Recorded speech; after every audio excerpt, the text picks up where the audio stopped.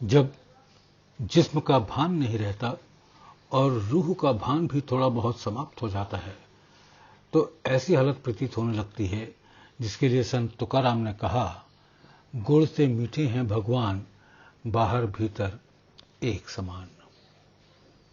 इस अवस्था में द्वि यानी डुअलिटी का पता कहां? नॉन डुअलिटी है, मगर भान उसका कम है। यह अवस्था एक असीम समुद्र है और इसमें जाने कितना पैराव होता है। वेदांत में अद्वैत कहा है, नॉन डुअलिटी। संभव है इससे भी आगे कोई कह गया हो, मगर यकीन कम है, क्योंकि बहुत सी बातें स्वयं अनुभव के लिए छोड़ दी जाती हैं। मैं बिना कहे रह नहीं सकता, संभव है लोग इससे सहमत ना हो। जब हम ऐसी हालत में पहुंच जाते हैं, ना द्वैत महसूस होता है ना अद्वैत। इस तरह पर, अर्थात इस तरह की पहचान ये है कि चाहे 100 वर्ष या 1000 वर्ष तक द्वैत अद्वैत पर मेडिटेट करें, तो भी ये ख्याल में ना आए कि हम द्वैत में हैं या अद्वैत में। तब यह हालत सिद्ध हुई। अव्वल तो जो सचमुच इस हालत में है, उसमें इतनी शक्ति ही नहीं रह जाती कि वो इस पर मेडिटेट कर सके। एक ही मिनट में मेडिटेट करने से दिल घबरा उठेगा। जब इंसान इस हालत पर आ जावे तो फिर असलियत पर आ गया, मगर पैराव अभी बहुत बाकी है, इसकी हद नहीं।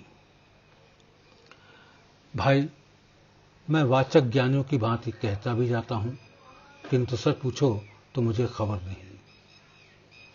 जब कोई अभ्यासी ऐसी हालतों में पहुंच जाता है तो मुझे खबर हो जाती है। मुझे आता तो खैर कुछ नहीं, मगर जो कुछ भी आता है मैं चाहता हूं कि लोग सीख लें, ताकि वो खुद ही ऐसे हो जाएं यदि उस हालत तक औरों को ना पहुंचा सकें। मैं इस बात को कल सोच रहा था कि हो सकता है कि इक्का दुक्का अगर मेरी तकदीर मदद करे तो ऐसे लोग बन जावें, किंतु फिर इन हालतों को दूसरों में पहुंचाना बड़ी कठिन चीज हो जाएगी, जब तक जिस्म का जर्रा जर्रा भूमा की असल कैफियत न ले आवे। और यह हो सकता है, कहूंगा यही इसलिए कि जब हमारे गुरु महाराज में कोई कमजोरी नहीं तो मुझ में भी नहीं हो सकती। भले ही लोग इसको अहंकार समझें, इसकी परवाह नहीं। जिस्म से कमजोर जरूर हूं, मगर हिम्मत और ताकत में कमी नहीं कि यह 1 सेकंड का काम है। भाई, मेरा तो ख्याल है कि यदि रूहानी संबंध में कोई हालत पैदा करने में 1 सेकंड से दूसरा सेकंड लग जाए, बशर्ते कि उस 1 सेकंड में मैं काम करना चाहूं, तो मैं पतित हो गया और इस काबिल नहीं रहा कि दूसरों को तालीम दे सकूं। लोग इसको अहंकार समझेंगे, समझा करें।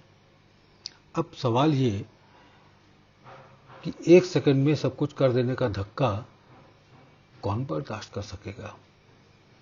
और मुझे अक्सर इसका खेद रहता है कि कोई शख्स अगर और ज्यादा नहीं तो इतना ही सीखने सिखाने वाला इस मिशन में पैदा हो जाए। यह सब मालिक के हाथ में है और वो जो चाहेगा वही होगा। अंत में कहना यही पड़ता है, क्योंकि हम फिर भी बंदे हैं, अतः एटिकेट कायम रखना जरूरी है। हमारे यहां तो हाल ये है कि अगर हम चाहें भी स्पेशल विल से तालीम करना, तो लोग मेरे ख्याल में जंजीर डाल देते हैं। अब ये उनकी किस्मत है या मेरी? दुआ गो, रामचंद्र। दोस्तों, उनके खत और आप की ये थी 248वीं कड़ी। आप लोगों ने समय निकालकर इसका सुना, इसके लिए मैं आपका आभारी हूं। आपका दोस्त देवतोष।